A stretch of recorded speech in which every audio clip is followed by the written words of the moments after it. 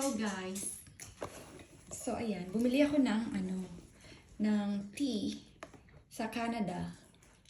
So kasi ngayon lang ako nakarinig ng ice wine tea flavor. So yan siya, $5.99. Convert nyo na lang sa peso. So titikman natin siya kung anong lasa. Pag nabuksan, pahirapan mo bukas. Nakasealed kasi siya. Ayan. Nakasealed siya, naka-plastic pa siya.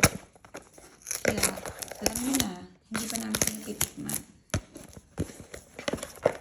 Kasi, ice wine, nasa kaya siyang yellow, char. Wine na nasa ice. So they were saying, I don't know what's the flavor. Might taste like wine on the ice because it's ice wine. Let's try it. I'm gonna try it. I don't know how to try it. Oh, I don't even know how to open this thing. It's okay, I can do it. That's the bottom. Oh, you open it on the side.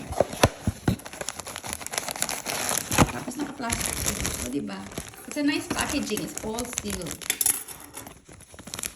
Oh. So, ayan, may banana chips na ulo. Okay, so ilalagay natin siya sa aking, oh, diba? Bonggang tea. Teacup. Oh. Di yan teacup, tasa.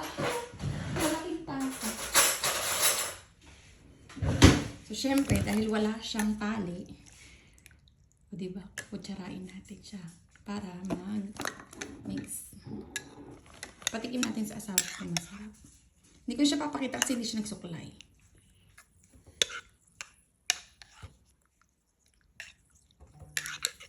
Marireview na lang siyang mag-comment. Oh, Dad, try it. I don't know if I want wine or I want coffee. Ito ang aking isang tasa. O, diba? Careful, it's hot.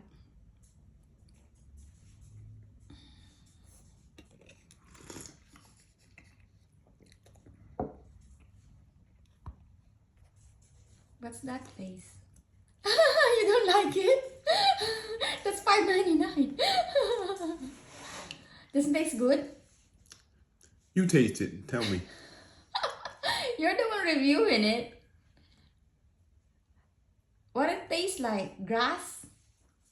Wine? Wine on the ice? I can't taste. I don't know what it tastes like. You don't know what it tastes like? You don't know what I mean. Where's the spoon? Give me something.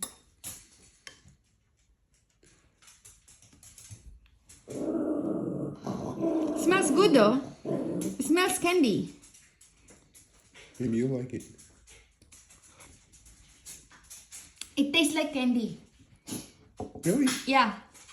It's sweet. It tastes like candy. It's good. Para kang kumakain ng ice candy mainit. It tastes like candy. Okay. Ah? No? It doesn't taste like candy? It does taste like candy. I like it. You just don't like it because it doesn't taste like grass. It doesn't taste sweet or anything. It's sweet. It tastes like candy. Like candy dissolved in water. Okay. So masarap siya, guys. Masarap siya para sa mga Pilipino. O, diba? Ayan, galing siyang Canada. So parang masarap siya sa maalat na biskuit or pandesal. Kasi matamis na siya.